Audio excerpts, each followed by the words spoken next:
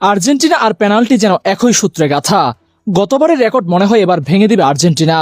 নিজেরাই মনে হয় টপকে যাবে তাদেরকে। অপ্রতিরোধ্য গতিতে পেনাল্টি সব রেকর্ড করে নেবে নিজের। ব্যাপারটা এখন এমন হয়েছে যে আর্জেন্টিনা মাঠে নামলেই পেনাল্টি দিতে হবে। আর এই ঘটনার ফলে এখন আর্জেন্টিনার ফ্যানরাই পড়ে গেছে কিছুটা বিপদে। এই যেমন আজকের ম্যাচে যখন ডিবক্সের ভেতর ফাউলটা রিভিউ করতে গেল, তখন এক আর্জেন্টিন ফ্যান বলে উঠলো, ভাই প্লিজ পেনাল্টি দিস না, পেনাল্টি লাগবে না।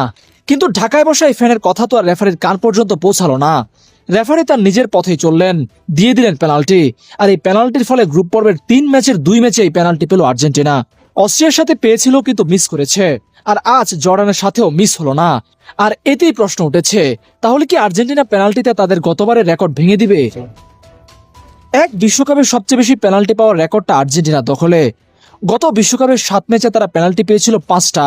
প্রথম ম্যাচে সৌদির সাথে পেনাল্টি পেয়েছিল, সেখান থেকে মেসি গোল করে।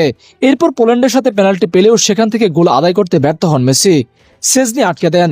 এরপর নেদারল্যান্ডসের সাথে পেনাল্টি পায় আর্জেন্টিনা, গোল করেন মেসি। ক্রোয়েশিয়ার সাথেও পেনাল্টি থেকে গোল করেন মেসি।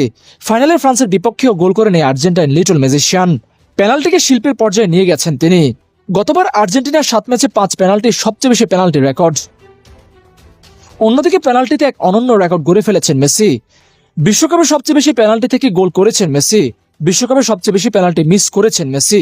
এমনকি বিশ্বকাপে সবচেয়ে বেশি পেনাল্টি শট নিয়েছেন মেসি। দেখেন অবস্থা, যেদিকে যাবেন সেদিকে কেবল মেসি মেসি মেসি, সাথে আছে পেনাল্টি পেনাল্টি পেনাল্টি। এমনকি এবার আর্জেন্টিনার বিশ্বকাপের প্রস্তুতি শুরু হয়েছিল পেনাল্টি থেকে গোল করে।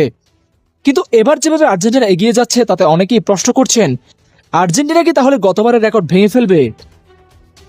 গত ম্যাচে যখন আর্জেন্টিনা পেনাল্টি পেয়েছিল তখন একজন আর্জেন্টিনা ফ্যান বলেছিল, নিজের টাকা দিয়ে পেনাল্টি কিনি, নিজেই পেনাল্টি মিস করে ট্রল করার সুযোগ দেই, আবার নিজেই 2 গোল করে ট্রল বন্ধ করে দেই। একটু চালাক না হইলে দুনিয়াতে টাকা খুব কঠিন।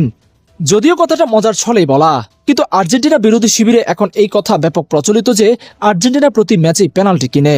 তবে আর্জেন্টিনার এই পেনাল্টি পাওয়া নিয়ে সবচেয়ে বেশি সমালোচনা করে ব্রাজিল আর পর্তুগাল ফ্যানরা। কিন্তু অনেকেই বলেন, নারী কিসে আটকায় জানি না, তবে ব্রাজিল আটকায় পেনাল্টিতে।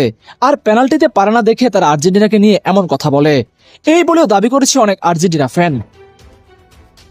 আবার পর্তুগাল লিজেন্ড রোনালদোর নামের সাথেও পেনাল্টি জুড়ে দিয়ে হয় ট্রল। তবে যে যাই বলুক, পেনাল্টি খেলারই অংশ।